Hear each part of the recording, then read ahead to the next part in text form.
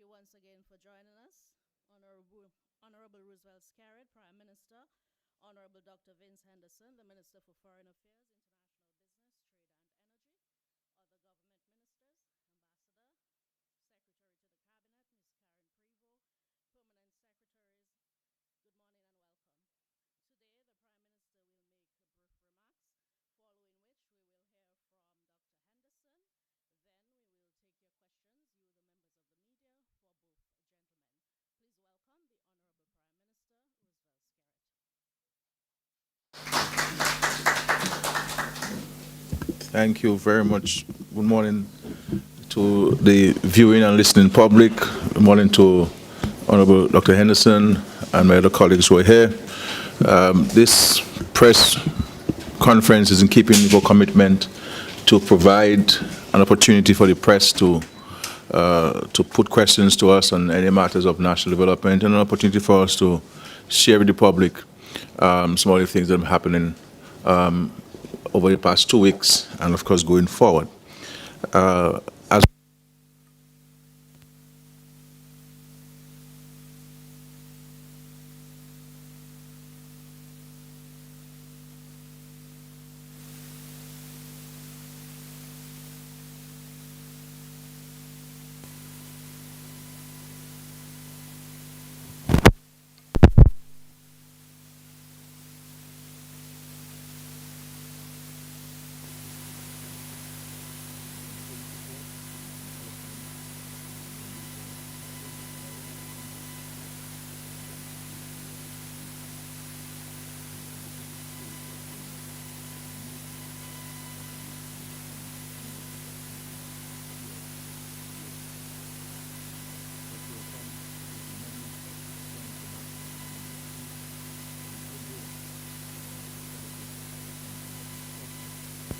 to celebrate our country and its culture, and to contribute in their individual ways to the economy. Certainly, there were, from all reports, thousands of Dominicans reside overseas who were here to celebrate with us.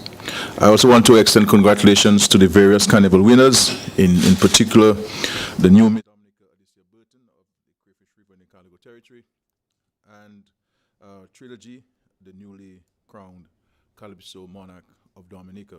And of course, those others who won the Princess Show and the other competitions that were held. But I want to give special recognition to the Acting Chief of Police, Mr. Corbett, and the rank and file of the Police Force of Dominica for their proactive and engaging efforts throughout the Carnival season, and especially on the 2 days of street jump up. Many times we chastise the police for not doing this or not doing that. But I think when they have done well and they've provided the kind of support that's needed, we all should commend them and recognize their efforts. And I really want to commend the police for their tremendous efforts. I also want to commend and thank all the Carnival patrons for their respect for law and order, and ensuring we had a peaceful and incident-free Carnival. And it tells us that the fighting of crime in our country really has to be a societal engagement, a societal response, and not solely that of the police. On Saturday gone, I attended a meeting of leaders of the islands which operate the CBI programs with officials of the U.S. Treasury Department. That meeting took place in St. Kitts. In attendance were Ms. Anna Morris, the Deputy Assistant Secretary of the U.S. Department of Treasury, and other officers of the Treasury and State Departments of the United States government. Also in attendance were the Governor of the Eastern Caribbean Central Bank, Mr. Timothy Antwine, and the Director General of the OECS, Dr. Didicus Jules. As I have previously indicated, we are grateful for and welcome the support of the U.S. government in our efforts to strengthen and protect our CBI programs.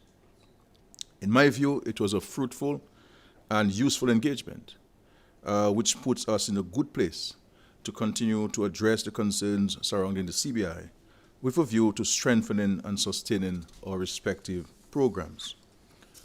I've always been upfront on this. The CBI program is important to all our small economies and is widely used to fund key infrastructural projects. and programs in education and housing and health, as well as the productive sectors, agriculture, tourism, small business development, manufacturing, and even now with the construction of the international airport. We will continue to do what needs to be done to maintain our program's integrity and to ensure its survival.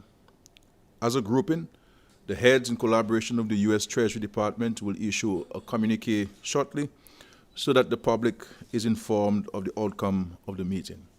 There are some 6 points which we discussed, and I'm not at liberty now to highlight those 6 points. As I said, a communique will be issued this week between ourselves and the U.S. But they're not points that we have any real concerns over. And I really want to place on public record my personal appreciation to the U.S. government in its constructive engagement of us in the CBI program. Last year, I invited the U.S. Department of Treasury to come into Dominica and to do their own examination of our CBI program. Are we doing things right? Are we doing things wrong? Look for yourself, make some determination. And I believe that they came out with a very good appreciation of how the CBI program is operating and were full of good praise for the program. But there are some areas that they believe that we can strengthen, and this is where some of the recommendations are. And before the end of this week, we'll certainly indicate where we stand on those recommendations from the U.S. But clearly, this is the kind of engagement that we have been asking for, and we're now receiving it.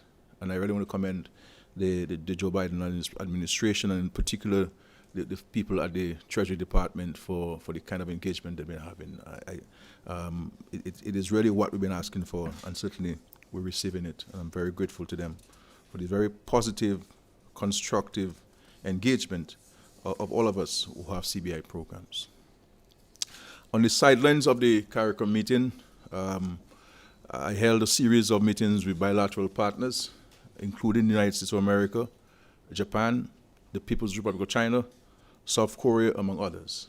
And of course, we discussed matters of mutual interest to these countries and to Dominica, and to examine our bilateral cooperation, but also looking at multilateral issues that are confronting the world today. I also joined my OECS counterparts to discuss investment and financing opportunities. Heads held discussions with the newly elected Secretary General of the World Trade Organization, Dr. Ngozi, and another meeting was held with the President of the Afri-Exim Bank, Professor Professor Orama. And I want to say to the Dominicans that we have, in fact, as you know, signed the agreement to establish the bank in the region. And I'm hoping by the end of this week, Dominica would have finalized all the necessary documentation to be full members of this bank, so that if we would like to access funding from those banks, we're in a position legally to do so. So I'm hoping that the Cabinet will finalize those arrangements before the end of this week. On the issue of the international airport, work on the international airport is about to begin in earnest. When I talk about work, I'm talking about actual physical work, earth movement. As previously indicated, the contractor, CR5, has been mobilizing to begin construction. This is an ongoing process. And this week, the heavy equipment for the construction of the airport is expected to arrive. The former public works site is being prepared as a staging ground for the equipment. One can well appreciate that a project of this magnitude will require a large quantity of equipment, which is not readily available in Dominica at the moment. We simply do not have the capacity. However, I wish to make it fundamentally clear that this does not preclude the engagement of local contractors and owners of heavy equipment who will have access to jobs during the life of this project. In fact, during the preparatory phases, which included the construction of over 30 homes to relocate residents to the new Joe Burton development, the clearing of portions of the site, and also the construction of offices and the construction of the lab were all done by local people, utilizing their talent and the skills and also the local equipment. And of course, one can appreciate the fact that the economy benefited in several ways, including the purchase of materials from local suppliers. Similarly, because of the size of the international airport project, you will see a number of workers coming into Dominica as the construction phase gets underway. This is not unusual or irregular, and it is certainly no cause for controversy. I assure you that there will be employment opportunities for Dominicans who wish to apply for the jobs which are opening up today. As a matter of fact, there are several residents of Woodfordale and Wesley who have been engaged on the site, and many of them have left the National Employment Program and move away from, to the airport project, and there'll be a significant more who will be employed from across the country. The advertisement from CR5 is up and has been posted in communities along the north, northeast, and online. There are job openings for operators of heavy machinery, truck drivers, surveyors, lab technicians, office assistants, welders, carpenters, masons, and many others. I encourage all of you to avail yourselves of these job opportunities.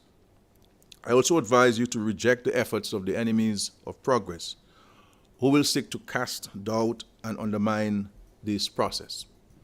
The movements you have seen are positive indications that the airport project is taking off, and that we will begin to see increased economic activity centered in the northeast of the island, and indeed the entire country.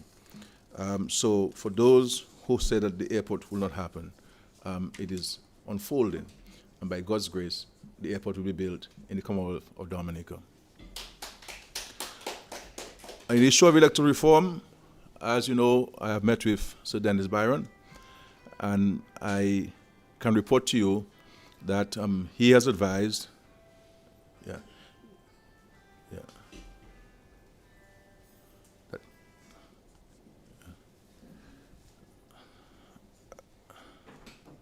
I met with Sir Dennis Byron, and he has advised that the final report will be presented on March 25th, 2023. So we look forward to the final report on electoral modernization from Sir Dennis Byron on March 25th, 2023. We have also gotten approvals from the Organization of American States and the Commonwealth Secretariat for technical support.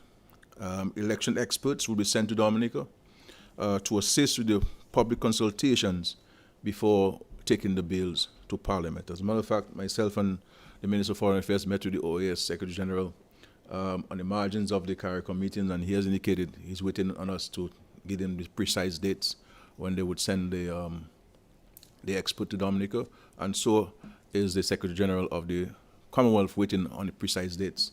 So those persons can be there to be part of the process and ensure that the process will continue to be as transparent as it has always been, and we'll see it through to the end. The issue of embarkation and disembarkation cards. With effect from March 6, 2023, holders of Dominican passports will not be required to fill out the embarkation and disembarkation forms.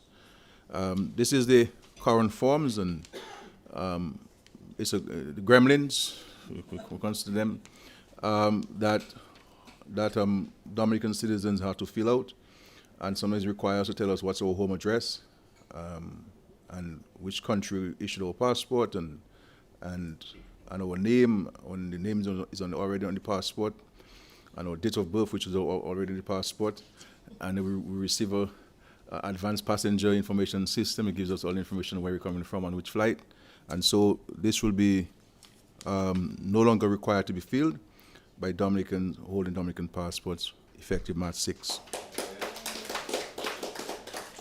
And for visitors to our country, they will not be required to fill this form. You almost need to have a PhD to sometimes fill it out. And we will be introducing this new form for visitors to our country, which will be filled out. It has the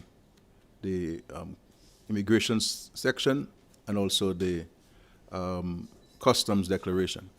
Now, those forms will also be available online, and they will be online no later than the 2nd of April, so that visitors to Dominica will be able to fill out those forms online. In respect to holders of Dominican passports, you will still be required to fill out the customs declaration for obvious reasons. And so it will not be this long form, but something like this, which is very easy to fill out, and it can sit within your passports so that you don't get it lost or damaged or something. So we can, this changes from March 6, 2023. My final point I would like to share with people of Dominica is a matter that I've been raising for several years.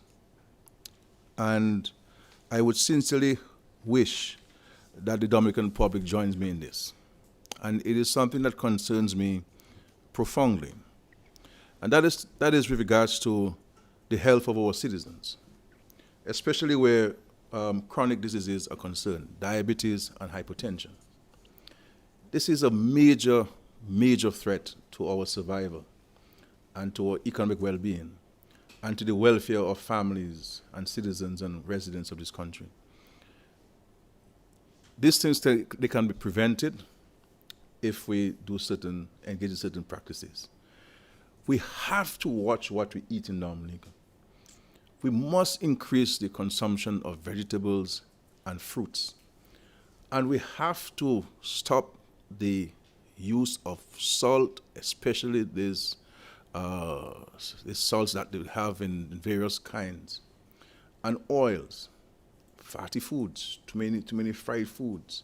We have to cut down on our consumption of carbohydrates, and sweet juices. There's no need for us to add sugar to juices. There's absolutely no need for us to add sugar to juices.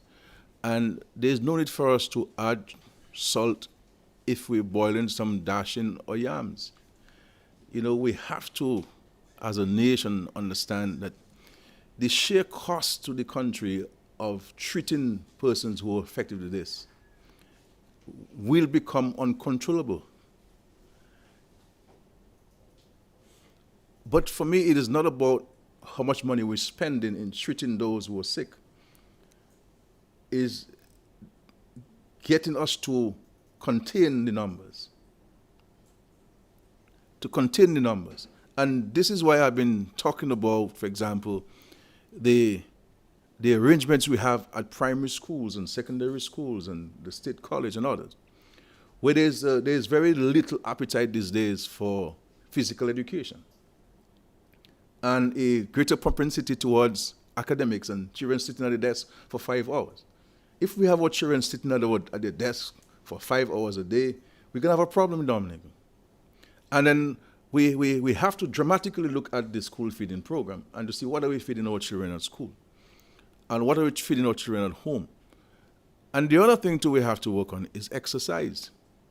The government can't be spending all of its millions of dollars building playing fields, and people want lights on the playing fields, and nobody's using them. Nobody's using them. Nobody's using them to walk. We have to park this vehicle sometimes and walk to the supermarket, and not want to drop ourselves right at the gate, right at the door of the supermarkets or offices. I am saying to us, we have to watch this. In my own constituency, I'm going to launch 2 programs. One is a tree planting program, a fruit tree planting program, and to engage the school children to plant fruits in your yard, so that you can have it tomorrow to make juice and so forth.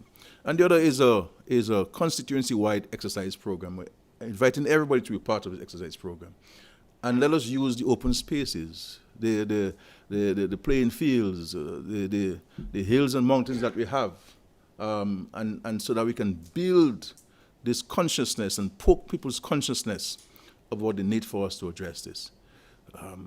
Because when you go to the hospitals and the health centers and you look at the records of a number of cases of diabetes and hypertension, and it is at all ages. It's not about old people, young people. And the final thing I want to caution us against in Dominica is the indiscriminate smoking of marijuana. We can't appear to be smoking marijuana as if it's going to go out of access to us in Dominica. And there's a sense that this uncontrolled smoking of marijuana by some is now causing serious health issues for young people in their 20s and their 30s. And if you're going to develop a chronic illness that in your 20s and your 30s,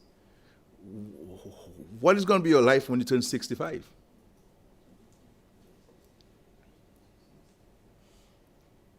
And so, if you were to take home anything I've said in this press conference, is on this last point. And for me, it is a preoccupation I've had for years, and we're going to see the government engaging more on this exercise programs and having television programs showing people some of the basic things that you can do at home, educating the people, educating the children of this country, to ensure that we can address the issue of diabetes and hypertension. If we can address the issue of diabetes and hypertension, and we can smoke less, and we can drink less alcoholic beverages in Dominica, we will be doing ourselves and our country a huge service. Thank you.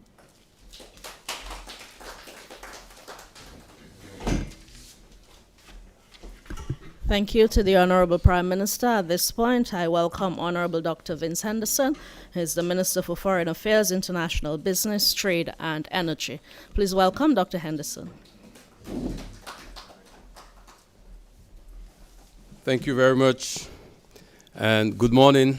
Good morning to everyone, my colleagues, the media, Dominicans listening, and also I want to say the Prime Minister has spoken for me, especially in light of congratulating all of us on a peaceful Carnival. And I see the Minister of Tourism here.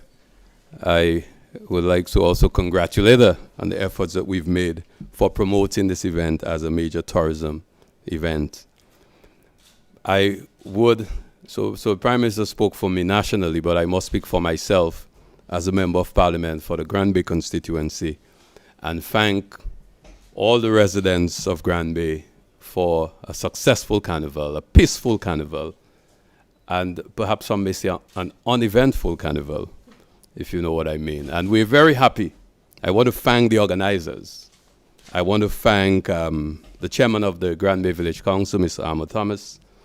I want to thank the members of this committee and community leaders, the owner of GX Sounds and all the young people who participated, the Grand Bay Primary School for the many events that they put forward. And next time, I also want to congratulate Miss Dominica, although she sort of made it difficult for us this time, but next time we'll be coming back. So, but I want to congratulate Miss Tanya Eugene for her performance, and of course, all of you enjoyed her performances. So indeed, I want to say thank you and congratulations to her. But the Prime Minister spoke about the 44th Conference of the Heads of Government of CARICOM, which we attended in Nassau, Bahamas, a week ago. And the outcome of that conference, I will speak to, especially a few particular points that were raised. But I heard the passionate plea made by our Prime Minister with regards to reducing the cases or incidents of NCDs in Dominica, and that is something that he raised at that meeting. And I hope that his colleagues will pay greater attention to seeing CARICOM taking stronger stance on combating NCDs. And of course, it goes to our whole lifestyle and our consumption and so forth. But one of the things that preoccupied the minds of the prime ministers and the presidents, the heads of government of CARICOM, at that meeting is the situation in Haiti. So I want to speak in particular to that situation because it is of concern to us. And CARICOM leaders reiterated that they have a moral obligation to seek to resolve the situation in Haiti.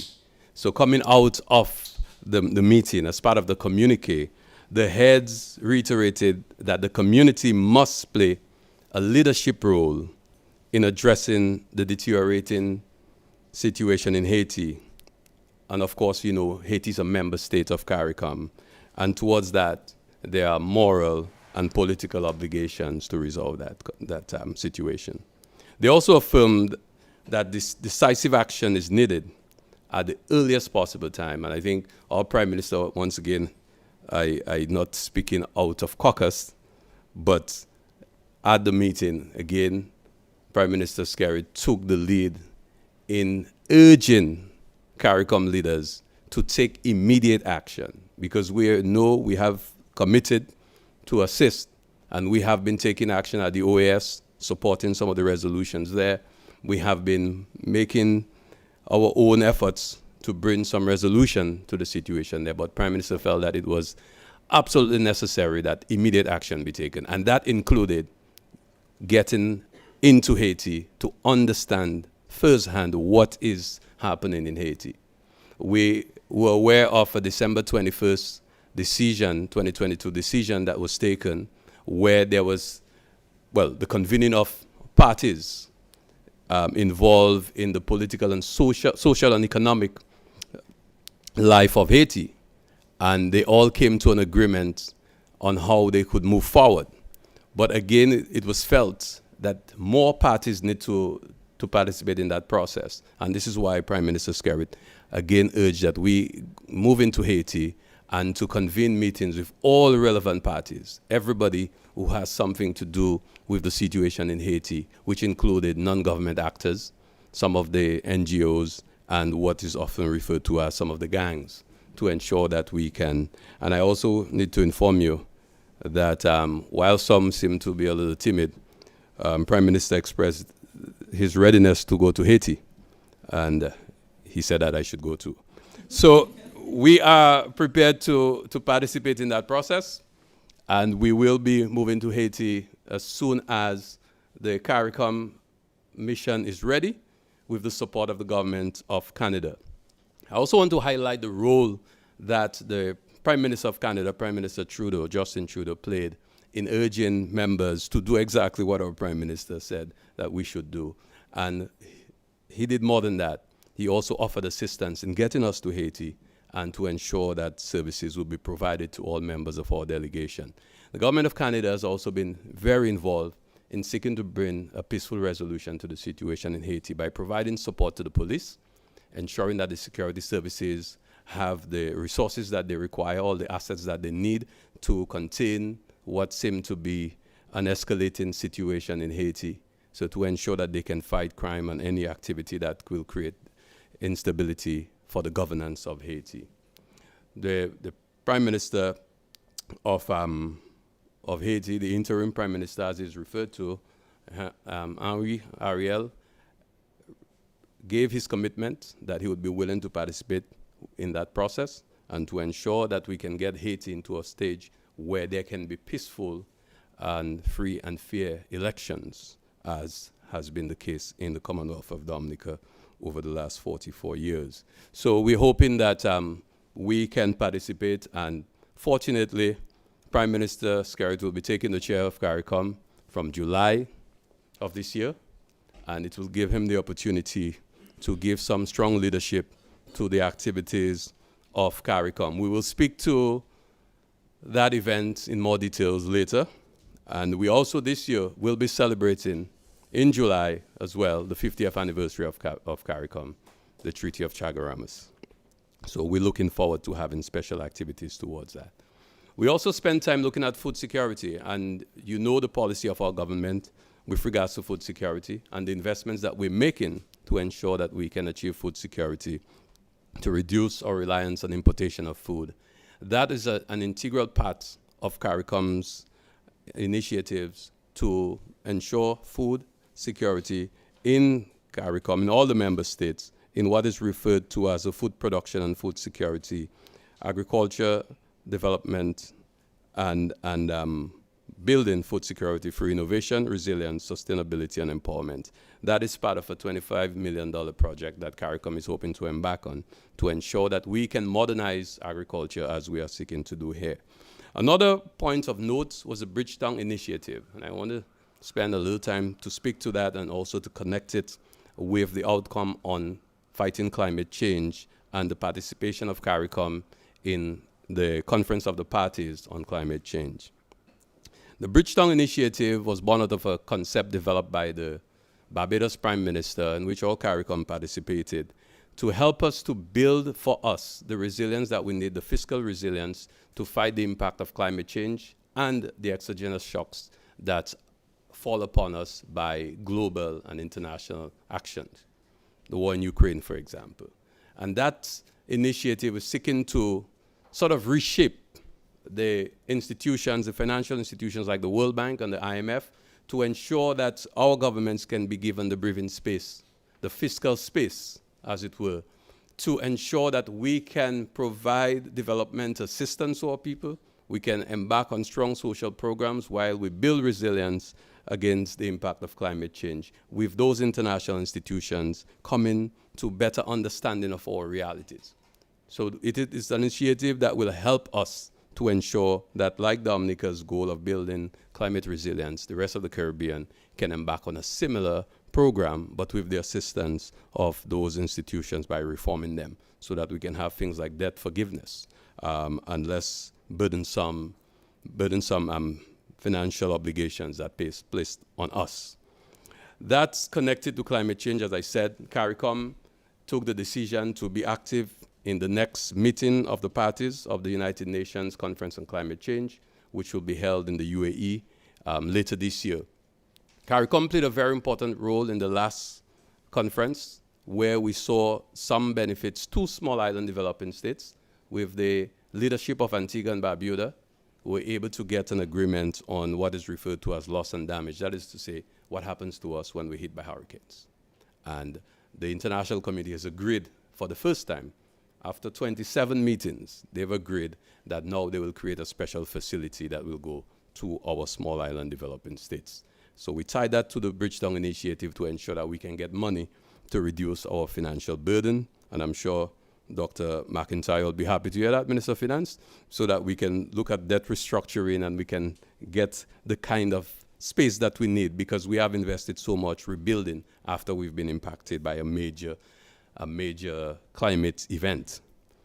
Finally, we also, and again, I guess the Prime Minister's colleagues will not be upset with him if I actually say those things, but we took very strong decisions or positions to ensure that the issue of Venezuela and Cuba are part of the outcome of that meeting. Venezuela played a very, very, very important role to our own development and through our energy and for our energy security with the development of PetroCaribe. So the PetroCaribe agreement provided us with fiscal space that we could use for social programs, financing of activities in our communities, but also ensuring that we always have a ready supply of fuel. That has been affected since the US placed sanctions on Venezuela. So CARICOM leaders called on the United States of America to remove the sanctions on Venezuela, especially so as to allow us to continue to benefit from the PetroCaribe initiative. And aligned with that was also the decision to again reiterate our call to the United States to remove the sanctions, the unjust unilateral sanctions placed on the Republic of Cuba. So we were able to highlight those, and those became part of the final communique of CARICOM, where all member states have agreed that we will once again express those views. The Prime Minister referenced and spoke of the bilateral meetings. I just want to highlight one in particular, PM, and I hope you won't mind, is the meeting we had with the United States, the representatives of the United States. We had at a very senior level. We met with the Assistant Secretary of State responsible for the Americas, and also the Assistant Undersecretary of State for the Department of Energy. We have been working with the Department of Energy of the United States and the Department of State for the last few months, well, several months, since I attended a meeting in Pittsburgh. We met and we discussed how the United States could assist us in our efforts at building energy security. And they gave the commitment that they will provide technical assistance to us for geothermal energy development by providing the consultants that are required to supervise some of the works that we will be doing on that project. And I'm pleased to announce that we have now achieved another milestone in geothermal energy development. We have moved our rig to the second drill pad last week, and we will be commencing drilling in the next 10 days. So it means that we are another step closer to the realization of our dream to have energy security through the construction of a 10 megawatt geothermal power plant in Loda. I think this pretty much sums it up. Thank you very much.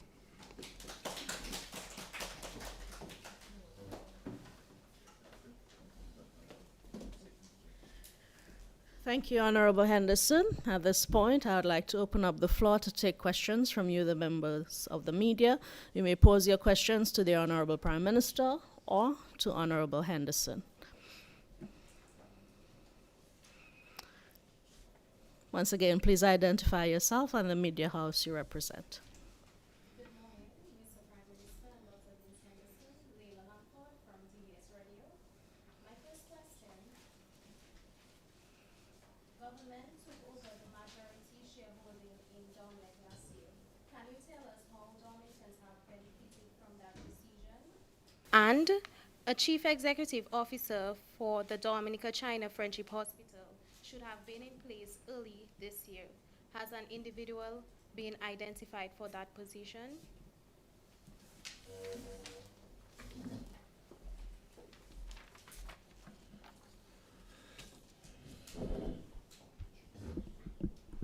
In respect to Dominica having majority share ownership in Dominic, one of the most fundamental benefits of this decision is that in respect of your national security, you now have greater control over this. Because I am of the firm view, and I believe that's the view of the majority of Dominicans, that the generation of electricity and the provision of water services in a country should really be controlled by the state. This is a fundamental belief. Secondly, in respect to the development of our geothermal resource, we're in a better position to engage with Dominic, and with Dominic having a better appreciation for the national pursuits of the country, that we expect greater cooperation and collaboration from Dominic, as we've been saying in recent months. Thirdly, while we have given a very clear mandate to Dominic to manage the affairs in a business-like fashion, and so you don't see the government involving itself in the day-to-day operations of Dominic at all, and the government itself is paying Dominic its electricity consumption and not delaying on its payments, and neither is any government minister or government official empowered to call Dominic to say, well, don't cut this person's light today, and so forth. Nobody has the authority to do that, including myself as Prime Minister. But I believe also with the control of Dominic, we might be in a better position to control any hike rates, any hike in rates, because there are a number of benefits to it, and also at the end of the day, it's going to become a source of income for Dominicans, because when Dominic is paying dividends, then the Treasury will also benefit from this. So there are a number of benefits to this. In respect to the chief executive officer of the Dominica China Friendship Hospital, I know that efforts have been made to recruit a chief executive officer. We've been receiving support from the Pan American Health Organization, PAO, in that regard. But in addition to the Chief Executive Officer, PAHO is also providing us with a number of experts who will assist us in ensuring that we can, with the equipment and the structures that we have and the human resources that we have, that we can ensure that we provide optimal care to our citizens. And so they provide us with support. They were here about a week and a half ago, meet with the Minister for Health and the Hospital Authority and Ministry of Health to discuss the approach and the plan. And I believe coming out of that support, the hospital will be in a much better position to provide the kind of care that all of us would like it to provide to our citizens. And so these are the responses. Before we move to the next question, I wanted to make an additional point in regards to the embarkation and disembarkation card. When you're traveling out of Dominica as a visitor or a citizen, you still have to go through immigration department and stamp your passport and everything else. The trend in the world today is that aspect of it is being eliminated. And the United States has done so for a very long time. You don't have to go through immigration when you're leaving. The other countries in the Caribbean have also adopted that approach. It was done back in the days, maybe for good reason, and so we're not questioning that. But I think these things it has to go through an evolutionary process. And I think the times that we're keeping in is moving towards a direction where that is being eliminated, and that the human resources are better utilized in other areas. Because in Dominica's case, we utilizing the police officers as immigration officers. In most countries, they don't. And it's something that we're looking at to move away from and to get the police to really engage in policing work and to provide greater comfort to the citizens of Dominica. So as part of the process of making changes with immigration is concerned, we'll also be removing the need for you to go through immigration when you live in Dominica. You'll only be subjected to immigration when you are coming into Dominica. But when you're leaving, there'll be no need for you to go in on another line after you checked into the airline to give your passport, and you have to be stamped and so forth. But that does not mean that the police there or the customs cannot pull you aside and question you and search you if they see that you're suspicious or anything. But we have to find a way of facilitating this thing. So what the government is doing is looking at all the areas of government functions and services based on the criticisms of the public and to see how we can fix the challenges that the public is experiencing when they go to these various government departments to get services. And one of the other areas we'll be speaking about next time I'm around there, hopefully, is regards, and I am alerting the people in the ministry, is regards to the birth certificates. We spent millions of dollars to put a system in place, and the understanding was that you would get the birth certificate in a much more efficient manner. The public is saying to me, and I have checked myself, I sent somebody last week to get a birth certificate, and it took them a long time to get it. And so that has to change. And it will change. And so forth. The final point I want to make before Carla, I can see Carla is urging to ask a question. For the year 2022, and I want Dominicans to listen to this, for the year 2022, remittances leaving Dominica via two money services, MoneyGram and Western Union. Not the banks, not other services, not when we have money in our personal wallets going overseas to shop. Money is leaving Dominica through Western Union and MoneyGram for 2022 totaled $214,772,689.41. Monies leaving Dominica for the year 2022 via Western Union and MoneyGram totaled $214,772,689.41. $689.41. And my understanding this, on the report I've seen, a lot of this comes from people who are working in Dominica from other islands, especially in the construction and agricultural field, who are sending monies home to family and friends.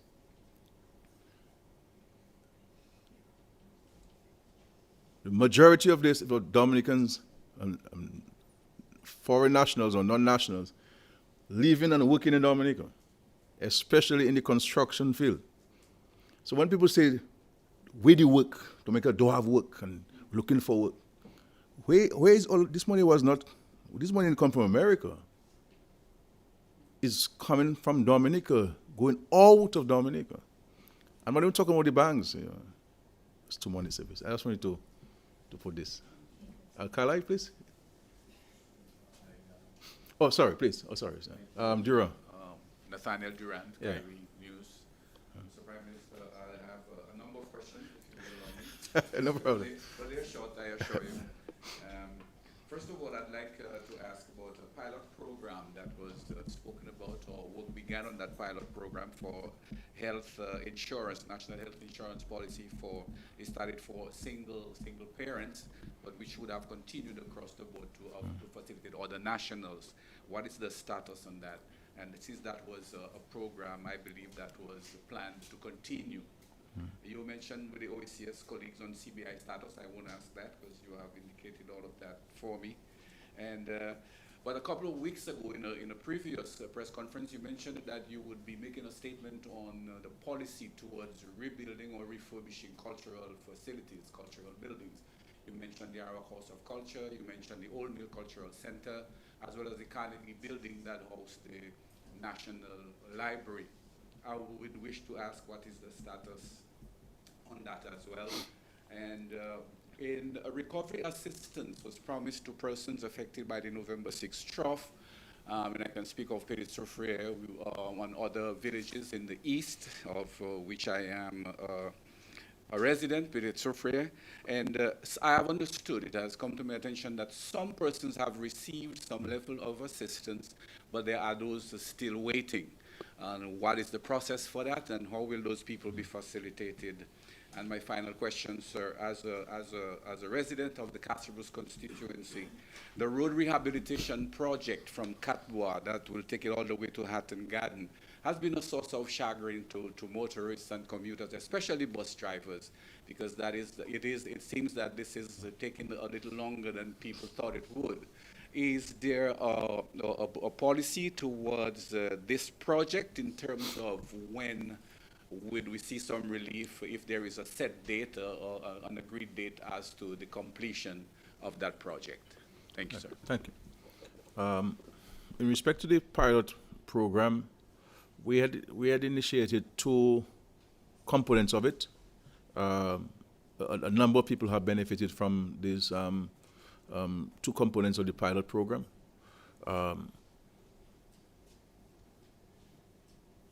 The cost of healthcare has risen dramatically globally, Dominica included. And it is prohibitive to many citizens. And so this is why the government has been encouraging citizens, companies, businesses to contract health insurance policies for themselves as individuals, families, and also their employees. And this is something I want to encourage. And this is why we also remove the income tax requirement on persons who have health insurance to allow them to be able to be in a better position to have health insurance. So that's important. We're going to be engaging PAHO again. They had done some work with us some years ago, but there are always challenges with a small population size like ours. What rates do you peg, and you juxtapose it against Social Security, etc. What kind of contribution people will make, because you'll have a situation where some can pay and some cannot pay. And the whole idea is that those who cannot pay will be supported by those who can pay. And how do we balance this off and so forth? So it's something we're going to be re-engaging PAHO on.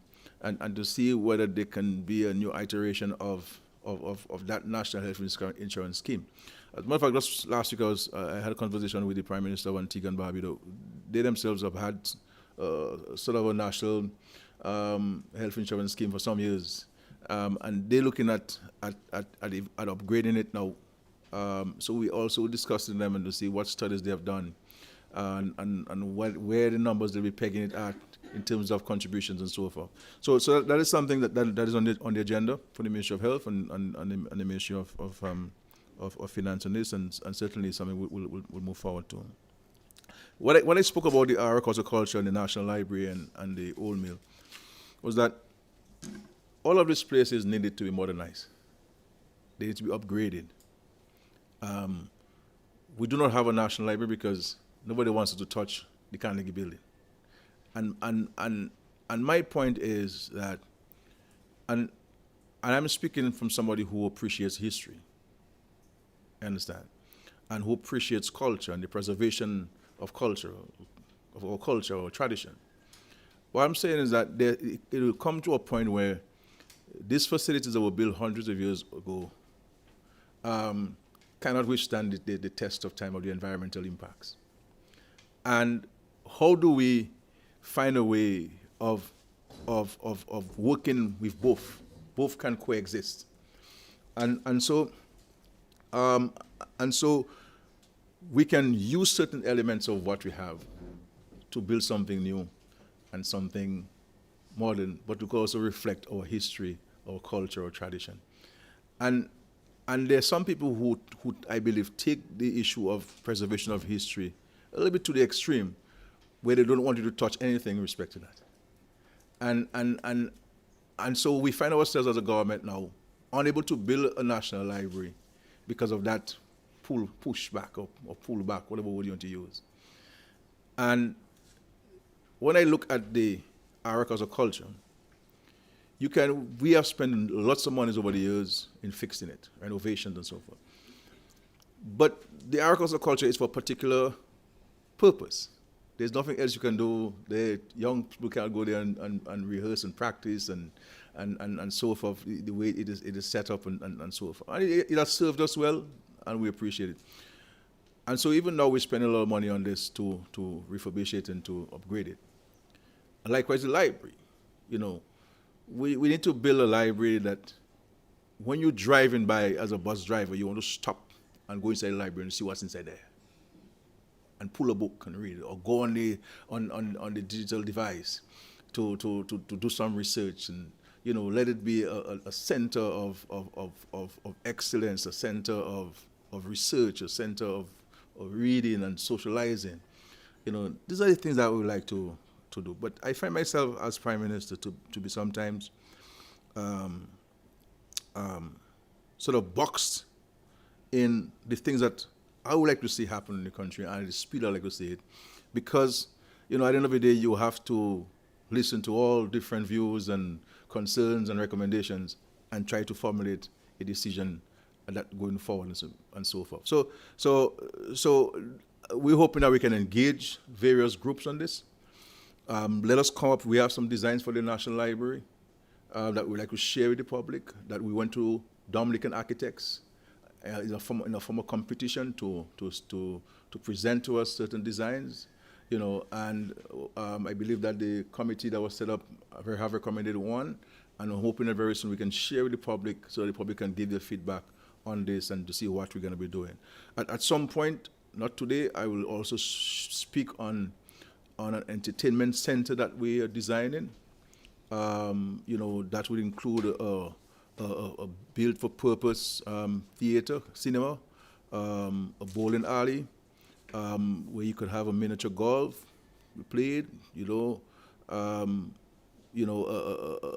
opportunity, space for young people to go and dance and different things, so that families can go and be entertained and build those attractions. But we'll share it with you some other time. The recovery assistance that we promise the people in the southeast and east, that is ongoing. As you said, some people have received and some have not received.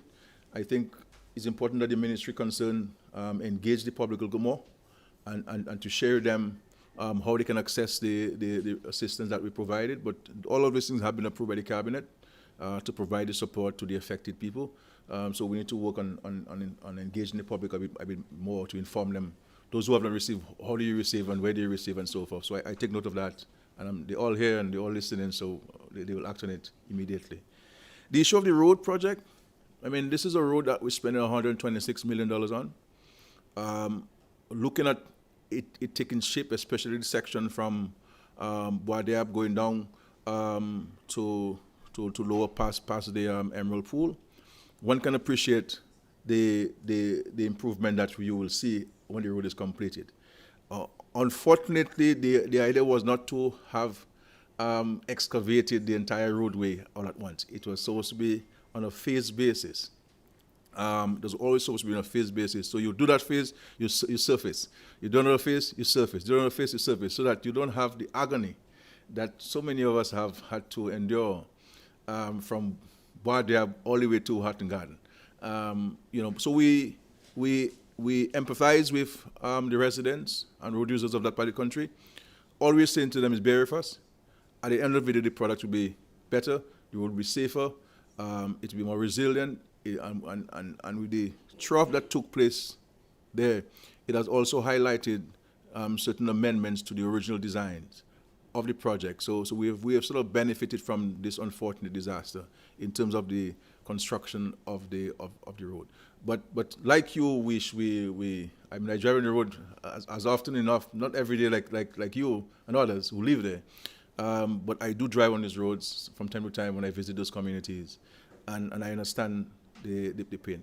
But I was there yesterday, and I've seen that they prepared a section, servicing is taking place. So once that service is done, you will appreciate that. My only concern is that people like you don't drive too fast on this road and so on. So because that's going to be the concern there, that men are going to speed. Because even in the present condition, guys are speeding. Farmer phone is completed. But it's going to be, we really apologize to all of you in that part of the country. This is a matter that preoccupies the mind of the cabinet every time we meet, because the power-ups from those parts raise those issues. But nothing good comes without a little discomfort. And at the end of the day, you will certainly see greater comfort in that section of that. I think I've answered all the questions. Mr. Prime Minister, just if you allow me 1 minute, I just want to congratulate you on the government's decision and decisive move making towards Haiti and the rest of the Caribbean in terms of moving the way forward. I heard you spoke sometime, and I heard you say that we want things to happen, but we don't want to make it happen. And it is a reality that nothing happens unless you make it happen. So I just wanted to congratulate you and your government on that. Yeah, but I know the minister Dr. Henderson discussed, articulated our position on Haiti. But for us, we do not want the world to forget Haiti. We do not want the world to forget Haiti. And Haiti is in a very difficult circumstance now. And it requires the support of all of us in this world. We cannot have Haiti fatigue. But we also believe that the solutions for Haiti rest with the Haitian people. We're there to assist them, and so we cannot create solutions from outside and impose it. And so this is why the approach of CARICOM and other partners, Canada and others, is to engage the Haitian stakeholders, all of them, to identify the problems and to define solutions to the problems. And we are there to support them to implement those those changes and so forth. And so I'm happy that we are going in there, CARICOM and Canada, to meet with the Haitian people, all of the stakeholders, the political leaders, the civic leaders, the church leaders, the NGOs, the non-governmental organizations, the community-based groups, politicians, party leaders, political leaders, to discuss the problem. And I'm hoping coming out of that, we can find a solution, because the most critical thing confronting Haiti now is the lack of security. And once you can bring an understanding for the security, I believe that other issues can be dealt with. Thank you. Yes. But you can ask Vince questions. You don't ask that one might come to him too, because he's Minister of Foreign Affairs. The UN General Assembly just held its meeting on February 23rd. Dominica was absent. A lot was dealt with at that meeting, the Ukraine, etc., etc. We want to know, why was Dominica absent at that very, very crucial meeting? also you spoke about the smoking situation. Indeed, it was not very pretty to see what was happening during the Carnival celebrations, and people were just smoking indiscriminately in the bands and smoking all in your faces. Some time ago, your government had taken a decision as it relates the banning of cigarettes. I'm not sure where that is right now, and if you intend to go further with that. And coming back to the marijuana situation, it is said that marijuana has been legalized in Dominica. I know that is not the case, but maybe you may want to expound a little for those persons out there who seem to have a carte blanche attitude into just smoking because they think that marijuana has been legalized.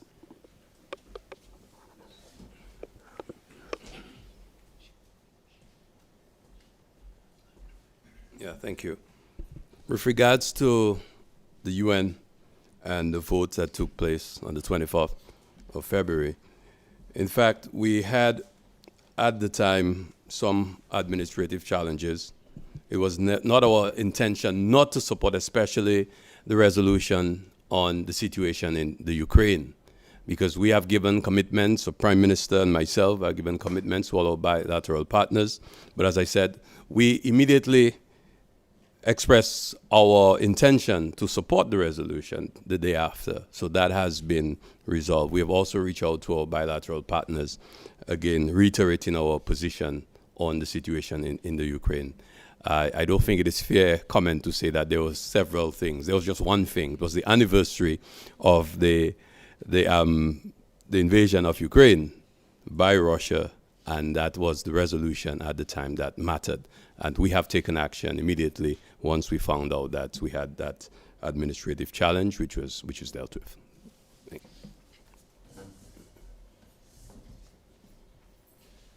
you.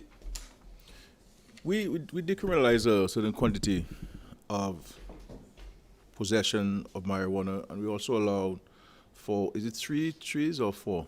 Three trees.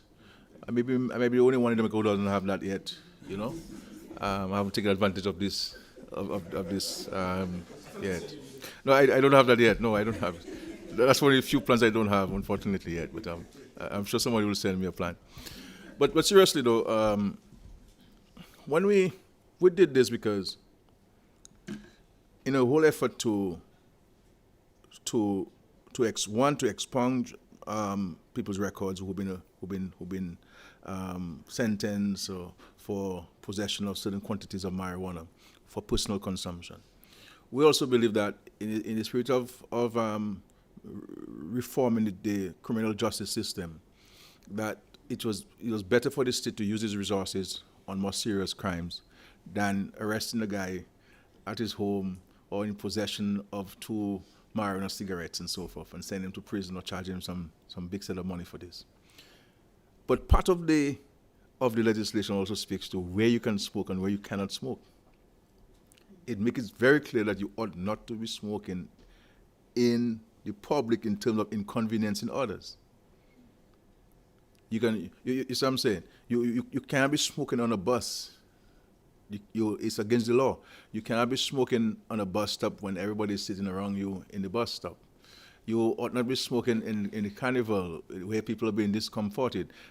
All of these things are not supported by the legislation and the decision of the government.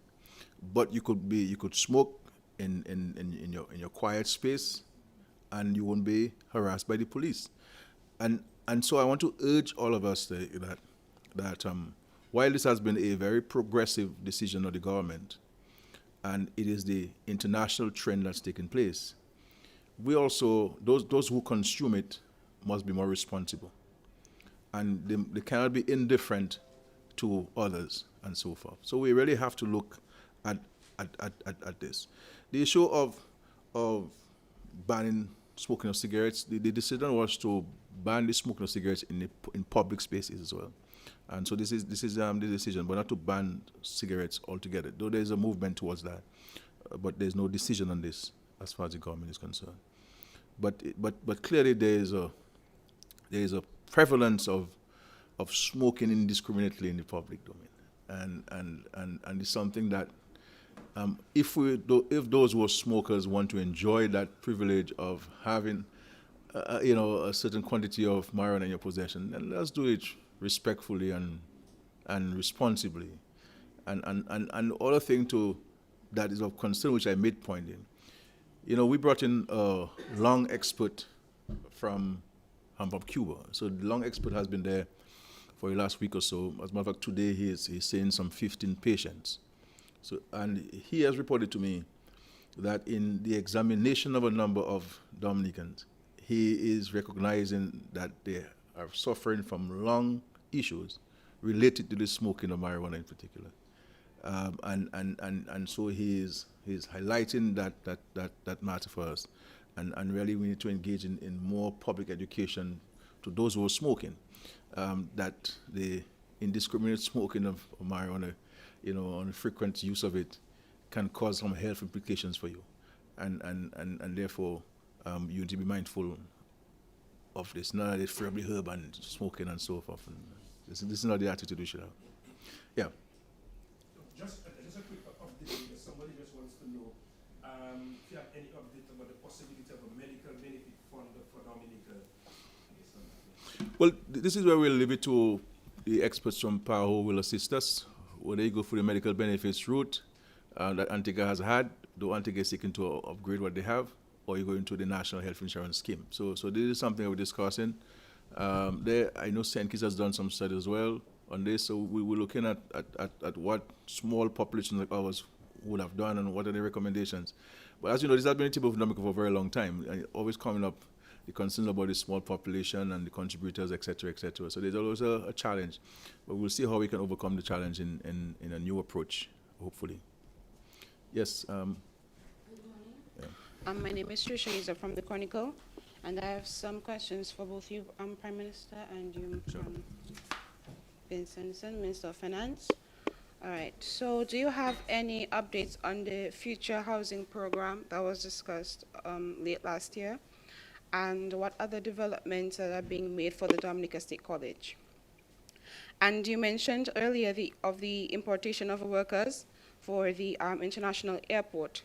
My questions are for this matter: where are they coming from, and in what capacity are they expected to perform? And some business owners are saying that the process to accessing small business loans or the small business loan facility at the Aid Bank is quote-unquote tedious. What do you have to say to address this? And to the Honorable Dr. Vince Henderson, what can we expect from CARICOM's mission to Haiti, and what does Dominica contribute to this? And will Haiti see a new official government and legislature as a result of this mission? And what economic, environmental, and societal issues have been prioritized and will be addressed?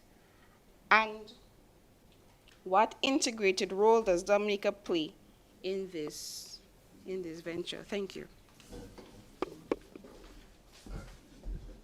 I will take the easier questions, and the Minister of Forests will take the more difficult questions and so on. On the issue of the future housing program, we're making progress, obviously. In everything sometimes you have some setbacks, but we're making progress. We have acquired the lands, and the lands in government possession. I believe we are to acquire some additional lands from Social Security for what we're going to do to allow for better amenities. We have a conceptual layout of the area that we move into design details. We have conceptual drawings of the buildings or the homes that we'll be building. The next step now is for us to go to actual designs, and the soil testing have been done of the area, because as you know, Warner is a very waterlogged area with a particular type of soil, and that has to be properly done to inform the designs and the engineering. So we're committed to this, and certainly I don't want to give you a date of commencement here and so forth, but certainly this remains a priority for the government.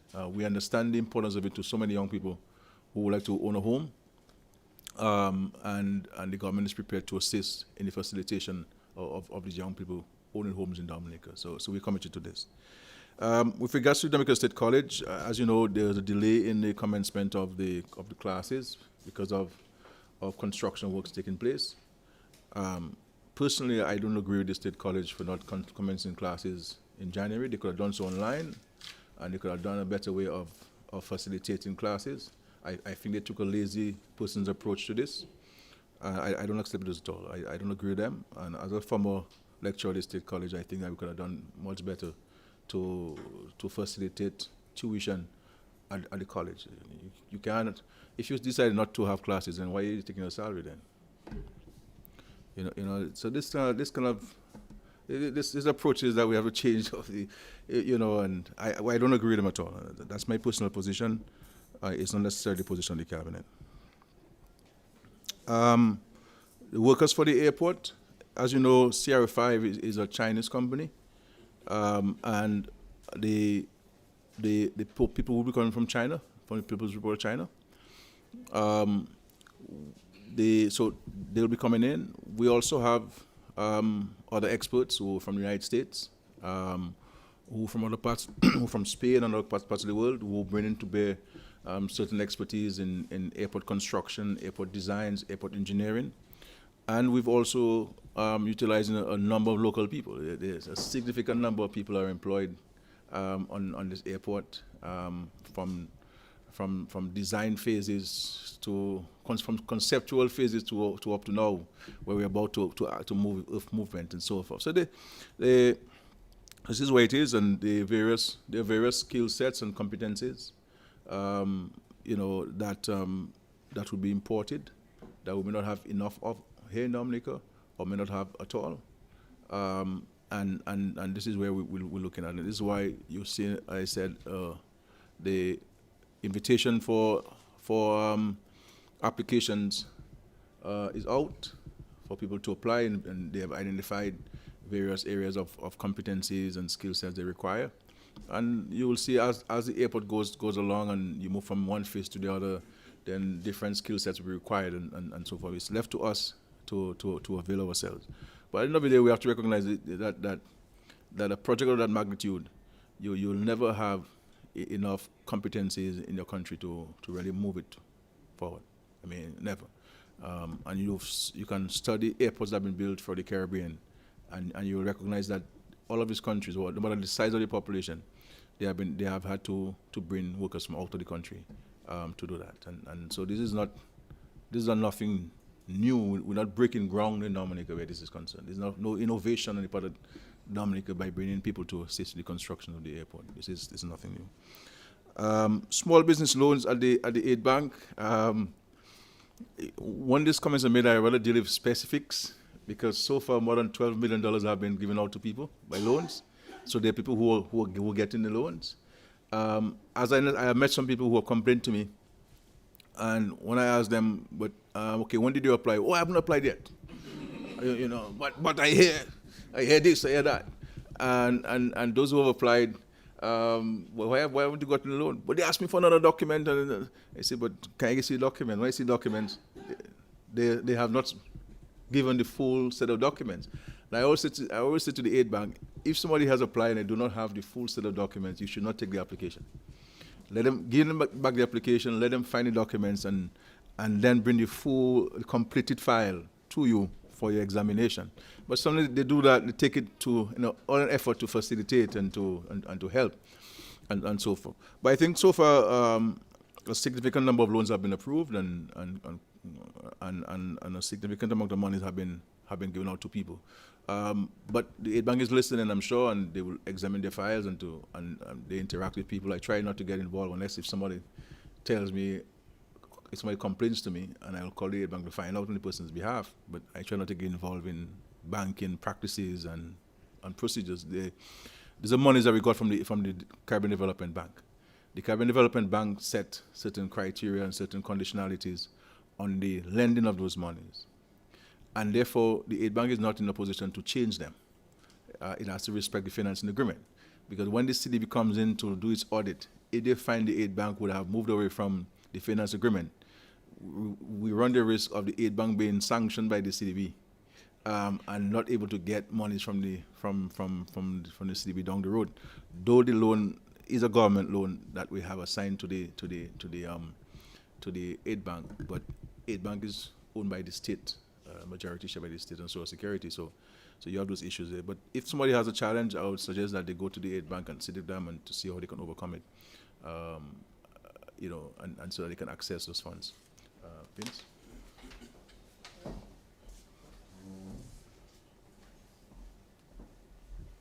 Well, I tried my best to take notes, and I sure I have the ability to take notes very quickly. But I honestly, I think I may have left some things out. But just to say, the Prime Minister, in my mind, explained exactly what our role is in seeking to bring a resolution to the situation in Haiti, by especially making the point that what we will be doing, CARICOM that is leading the process which will involve the engagement of all players in Haiti so that they themselves can come up with a resolution to the problem. In other words, we're not going there to impose a solution. And we are also partnering with the international community, especially the main players. The United States of America is one player that will definitely be involved. And as we expressed earlier, Canada has taken the lead to ensure that we work our way to a solution. We are also seeking to resist boots on the ground. We're hoping that we don't see a repeat of what happened over a decade ago, where the United Nations mission, led by Brazil, MINUSTA, stayed in Haiti for almost a decade, seeking to bring peace in Haiti. And then we end up going right back where we started. So what we're hoping that this time, what will be different this time, is that the Haitian people will be the ones coming up with the solution. So they will have to determine some of the key things that will be necessary. But we are playing a convening role. That is to say, we are bringing the parties together, listen to them. We will be using good offices. And at some point, I'm sure the CARICOM will appoint some special envoy. For us, Dominica will be making our contribution. We will be part of that process. We have already identified a special envoy, to Haiti, to that mission. I will also be participating and will be very happy to be on the ground as well with my colleagues. We don't have the kind of resources as some of our other member states in CARICOM have, but if you recall, back growing up, I remember we had Dominican police officers, and even recently we had Dominican police, and CARICOM is looking to Dominica to assist because of obviously our language. It's easier for us to communicate with the Haitians, and therefore we will be carrying that weight together with St. Lucia. So we have agreed to do that. We'll also be participating in capacity building training of police officers, because that's part of the challenges that the force, the amount of officers have just walked off the job because they don't have equipment, they're not being paid their salaries. And what CARICOM has agreed to do is to assist in the training of officers and to ensure that they will be able to keep the fort. So in other words, to avoid boots on the ground from other countries, we are seeking to build that capacity in Haiti. So the social and economic part, again, we will be leading the process where hopefully there will be the convening of a United Nations special meeting on Haiti, as we saw happen in the past, where resources will be mobilized from the international community to assist Haiti to rebuild, to respond to health issues, education, and other social challenges that they have, as well as economic challenges. So that process will take place, and we're hoping that we will see greater success than we've had in the past.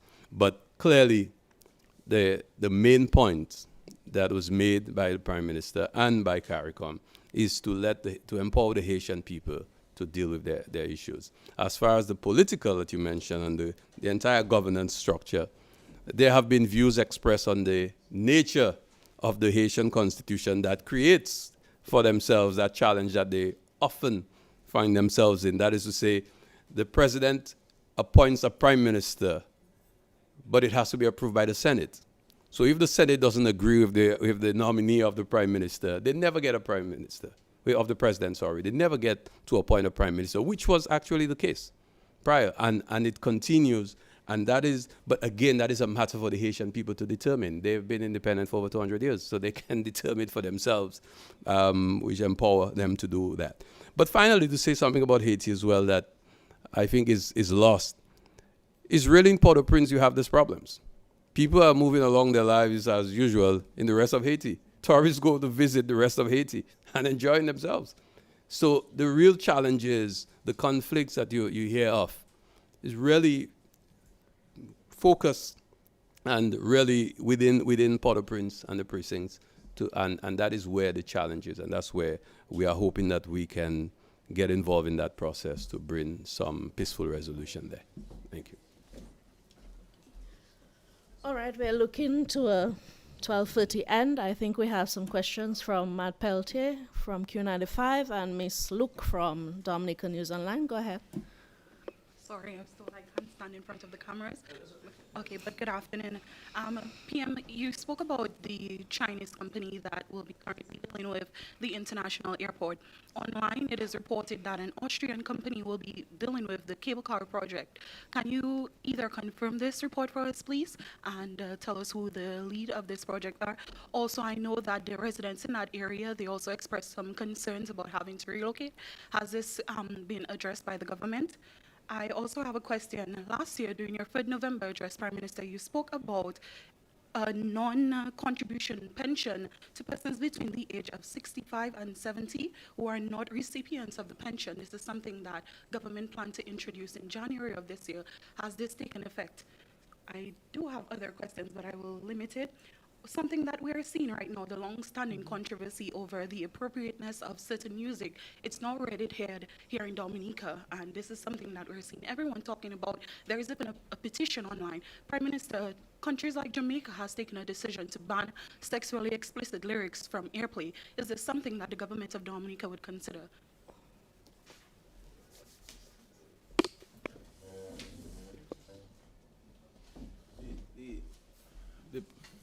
I agree with you with the concerns with regards to the lyrics, that are now becoming the trend in the region, Dominica included. While we do not want to stymie anybody's artistic skills and talent, but we also have to appreciate that we're living in a society, we live in a community, and these songs are not only exposed to adults, children. To adults, sorry, they're also exposed to children. And I think that we have a duty to protect children from certain words and expressions. What we intend to do as a government is to engage the music community in Dominica on these issues to get them to appreciate and understand the need for them to move away from those kinds of lyrics. So I don't think we're gonna stay on high and simply rule by an edict on this matter, but we will certainly engage the stakeholders and let us arrive at a decision on what needs to be done where these lyrics are concerned. But it concerns me, it concerns us, I believe it concerns the majority of people. But we need to engage the stakeholders on that, and that we'll do very soon. Okay? The issue of the non-contributory pension for 65 and above, as you quite rightly indicated, we've had it for people 70 and over, and I announced in the Independence Address that we'll get it down to 65, so people 65 and above. The applications have been prepared; they're out there. People can in fact apply for this, so the decision is in effect. And so we're urging persons to go out and fill the forms, those who would want to take advantage of that benefit of getting a non-contributory pension from the government of Dominica. And this certainly has helped a number of people, and we look forward to an additional number of people benefiting from this particular decision. The issue of the construction of the cable car, this is, in fact, it is being manufactured in Austria by a company there. All of the components that have been done by a company. There are very few countries who engage in the construction of this, and our understanding is that Austria is one of the better places, and that company that has been selected, I don't have the specific name of the company, but the PS is here. They can provide it to me. but that company is a very highly reputable company. I met with the principals last year. They came to Dominica. So it is in fact an Austrian company that's constructing the various components. So what's happening, as far as I understand it, is that the bases and so forth will be constructed, and then all of the components will come in from Austria and mounted up, and so that there is a quicker installation and process of this. You're talking about persons who have to be relocated because of the cable car or the airport? The cable car. Well, I'm not aware of people being physically relocated, homes or businesses. I know that we've had to acquire land to facilitate the construction of the cable car. I know initially, because of an absence of information, there are persons who had reservations about it. Having engaged them one-on-one and in small groups, there was a greater appreciation for the overall importance of the project to the Roosevelt Valley and, of course, the wider country and our tourism offering and tourism product. And persons have been really been helpful with their cooperation on this. And I think, obviously, we have to find a way as a government on these and other projects and so on, and everything we do, to be more engaging with the public and to share more information with the public. And I think that has been a lapse on the part of the government, because so many things happen in this country that we take for granted as a government. Because I guess maybe it's not our style to boast of what we're doing, because we're just working and keep working. But I think we have to take time to share more with the Dominican public and engage them more on what we're doing, so that people have a greater appreciation for what's happening in Dominica. And as we speak now, for example, we have over 500 homes being constructed. We're surfacing the Lai Road. It's costing us a lot of money. Nobody's, we don't talk about those things, I mean, I have spoken to the previous Minister of Health and the current one, for example, and they both agreed. I mean, we need to spend some time, for example, explaining to the Dominican public of the facilities we have at the Dominica Channel Friendship Hospital. I don't think, not even the people in the Ministry of Health knows the extent to which we have the facilities that we have, and the quality of the equipment that we have, and the quality of the theaters and the wards and so on. When I go visit people there, and they express to me the appreciation. The problem people have at the hospital really sometimes is the attitude of one or two people there, but generally the nurses and the doctors are very kind people. They're very welcoming people, and patients have a generally positive appreciation. But in everything, you always hear the negative stories, because that's what people propagate and foment and so forth. But we need to spend some time to share with people the services that we have. We have a state-of-the-art eye care center. How do people access this eye care? What sort of services we provide, and how do people access it? We have an oncology department, which is extraordinary. So we need to spend time on the MRI and the CT scans and so forth, and to really share with the Dominican public the kinds of services that they can access at the Dominica China Friendship Hospital, and so many other things that we can speak about to Dominican people. People talk about farm roads. I mean, in the last year alone, we spent over $20 million on farm access roads. But I don't hear farmers demonstrating in appreciation. I don't hear the public talking about this, but significant investments, from proper surfaces to bridges across rivers. In some cases, in a place called Bopla in Peebush, the contractor did a fantastic job. You go into Calibishi, where the contractors did an extensive road that cost us over $5 million, farm access road. I mean, significant sums of money have been spent on Woodfordale, Mangrove Gutter Road there, and farm access road. I mean, a lot of money has been spent on farm access roads, and we intend to spend some more. We have some more money to spend this year to improve some additional ones. Some studies have been done, further studies, and one of the critical ones we'll be doing is the connection between Bellevue-Chopin and Pichelin. That would also serve as a bypass during the construction of the road once it started, and that is going to open up a whole set of lands in between Bellevue-Chopin and Pichelin, where farmers already farming, but more people can be able to go in there.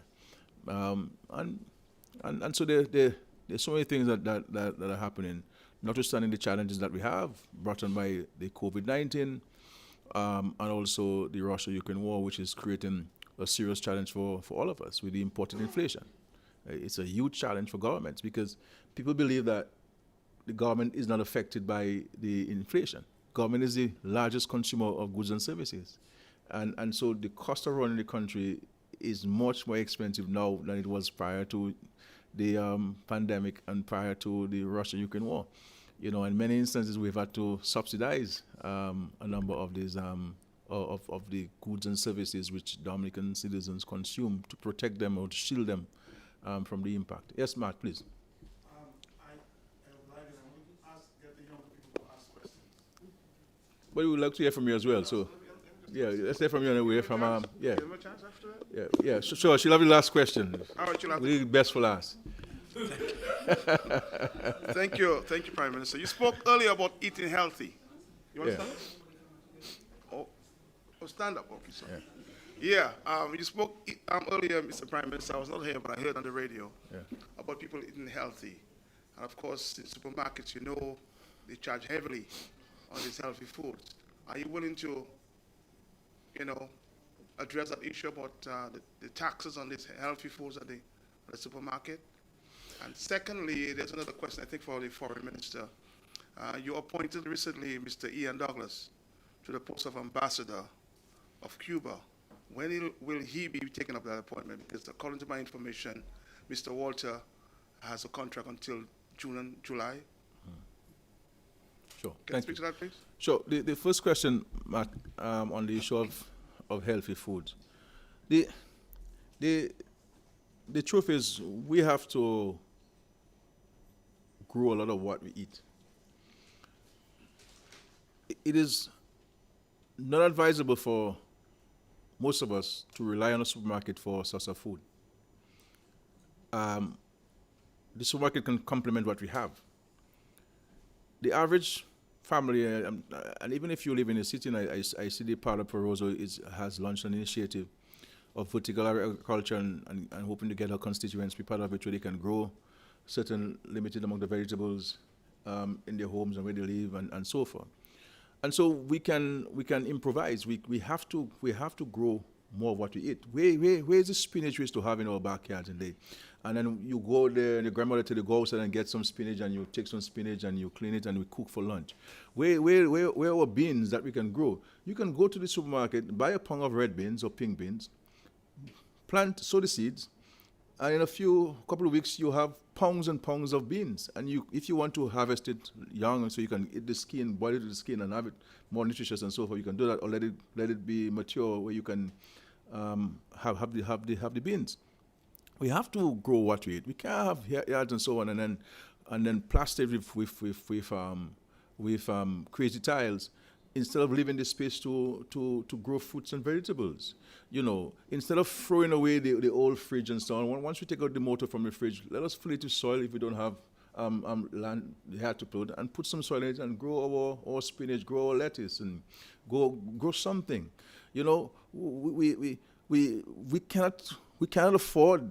I don't think the average family can afford. Anyone in the Caribbean can afford to go out to the market and buy juice to feed a family. First of all, most of the juices are not healthy.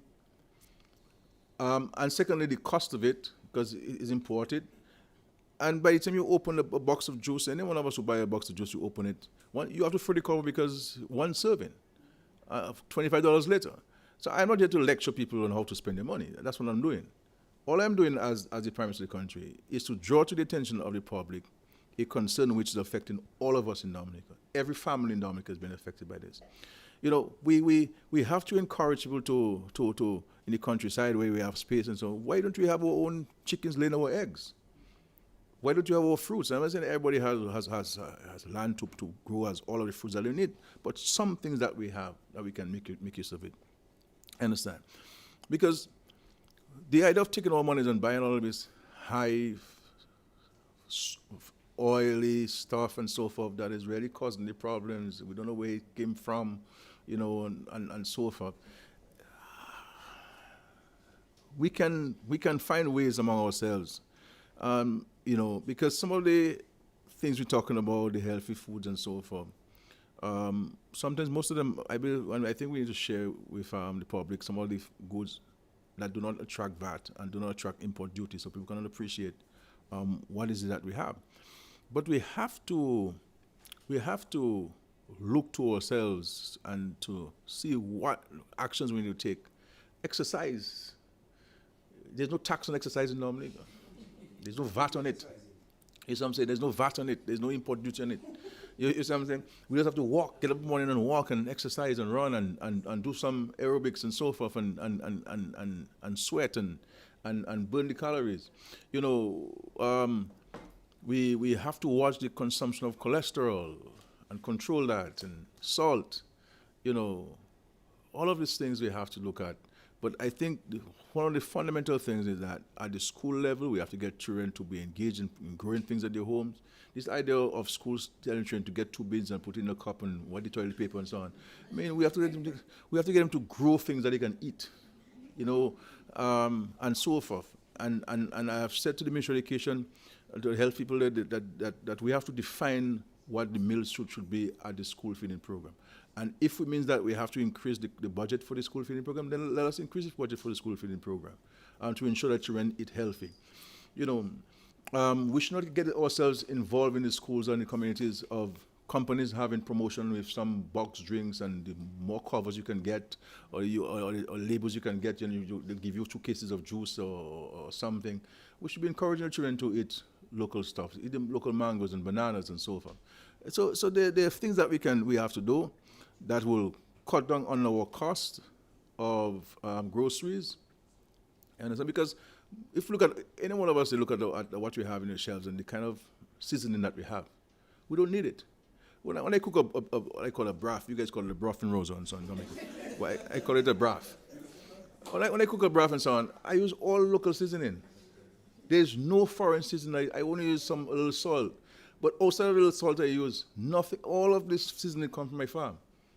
All local: celery, thyme, parsley. I don't use parsley. I don't like parsley. Parsley is more for garnishing, decoration. So on. I don't like. Yeah, seasoning peppers and so forth. And maybe I use a garlic and so on. If I don't have garlic, I use chive, because chive and garlic are family and so on. So that's it. But people put in Saison in a brav, they put in chicken soup, a cube, and that's not for brav. Chicken soup in a brav. I mean, adding salt to this thing and Saison, bohayo, and they color in the rice with the salty stuff, and everybody all the Dominicans doing, just, and then we are adding to our challenges and so forth. And I'm speaking on this matter because we're family in this country. We're discussing a very important matter there. You know what I'm saying? And speaking to the real life actions that are taking place in our kitchens in Dominica. And I'm saying that we have to stop. Some years ago, I had said to the public service, every ministry should take on one day a week, stop work at 3 o'clock and go into the Windsor Park and to exercise. Very few people took advantage of this opportunity.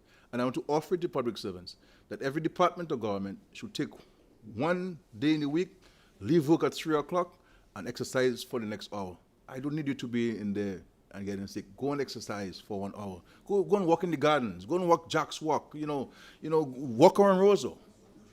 Drive. So when they're driving, go in the stadium and do some exercise 1 day a week, and hoping that can mushroom into a national effort where the private sector itself can engage in. So the PSs, the CAPSEC is here, and all the PSs are here, and they're all hearing me. Each ministry will take a day, 1 hour. And if you want me to get to from 2:30 or from after lunch, you rest after lunch, find me. I can get to you. I can get 2 hours. You understand? So you go for lunch, you rest, 2:30 to 4 o'clock, you exercise. And we will see more healthy people in our country and happier people, because you're spending less on going to the doctor and treating yourself from something you can prevent. Yes. Vince will answer your question. I'll let him close on the press conference. So he'll ask the question. $238 million. $214. $40 million. What is that 14. Is it an admission that most of the construction workers here are foreigners? No, it tells me that there is money. It tells me that people are engaged and so forth. You have a number of non-Dominicans working in the various construction fields because there's work. I'm not telling you, we are in a perfect system in this country, but there's work, and it shows by the remittances that are leaving the country. It shows. I mean, you go to any one of these establishments, as I've observed myself, and you always have long queues. Long queues of this taking place. And yes, ma'am. And Minister Henderson will close with respond to you and close the press conference. Yes, ma'am. Good morning. My question is directed to Dr. Henderson. Okay, great. Sorry. Okay. Marsha Mello, DBS News. Over the independence season as well as the Carnival season, we have heard a heightened call for intra-regional travel. What is the government in Dominica as well as the region doing to solve this problem? And for the information of my colleague, can you highlight the major ambassador positions that have been given to embassies of Dominica abroad? Thank you. So with regards to regional travel, as a matter of fact, that was one of the items which was discussed at the last CARICOM heads meeting. There was no decision on it, but there was a commitment by all the heads to work together collectively to resolve interregional travel. As a matter of fact, the Prime Minister of the Bahamas expressed the interest in working with Air Bahamas to move throughout the region, moving from north to south. So that was part of the discussion. Of course, Caribbean Airlines, there was a discussion on that, and the LIAT 2020, we've seen some discussions also took place around how we can work to improve travel throughout the region. So that is a major challenge, and I'm hoping that we will see some further action taken by the CARICOM heads to resolve that issue. Dominica is particularly concerned because we have our diaspora communities, especially those in the U.S. and British Virgin Islands, who come home very often. So we have to ensure that they have access. In the case of St. Martin, we know that is service, could I say adequately, by Win Air Carib. So we have some movement there, and we're hoping that we can continue working towards enhancing regional travel. I think especially the fact that American Airlines continue to provide a major service from Miami, that too perhaps might serve as a disincentive to see the growth of regional airlines within the northern part of the Caribbean coming to Dominica. But fortunately, we've seen Silver Airways making new investments in that area of new aircrafts and providing services. But we recognize as well that there's serious challenges with personnel, shortage of personnel. That continues to be an issue. Even when LIAT was in full operation, that was a problem. And Silver Airways having the similar challenges with personnel, because that is an international phenomenon right now. And we've seen international airlines as well suffering from that, with several cancellations throughout the US and Europe. So that's what efforts are continuing in that area. With regards to ambassadors, I'll respond first to my partner question. Somebody told me I was asking for me the other day. So Matt, the situation with former Minister Ian Douglas. Ian Douglas has been nominated, as one could say. When I say nominated, because of course the Prime Minister expressed that at the swearing the address to the nation prior to the swearing of the cabinet. And Mr. Ian Douglas will become our ambassador to the Republic of Cuba once Ambassador Matthew Walters' service is over. Once his staff duty ends, he will return to Dominica, and Ian Douglas will be appointed ambassador to the Republic of Cuba. So that will be a seamless transition. We will soon be appointing our ambassador to the United Nations, Dr. Philbert Aaron, will be soon taking on this position as ambassador to the United Nations in New York, and Ambassador Steve Farrell, we expect, will soon take on his duty in Washington, D.C., as our ambassador to the United States of America. Ambassador Paul has been well settled in Abu Dhabi as our ambassador to the United Arab Emirates, and we'll continue. We expect also to have our High Commissioner, Her Excellency soon, Missy Henderson, will be taking on a position as our High Commissioner in London in due time. So the process continues, and we will fully have all our embassies and missions fully staffed, and we will see some transitions in places where there will be. So that's it. Did I capture everything? Yes. Okay. Well, thank you very much. Thank you. Thank you, everyone, for coming. Do have a good rest of the day. See you again in 2 weeks.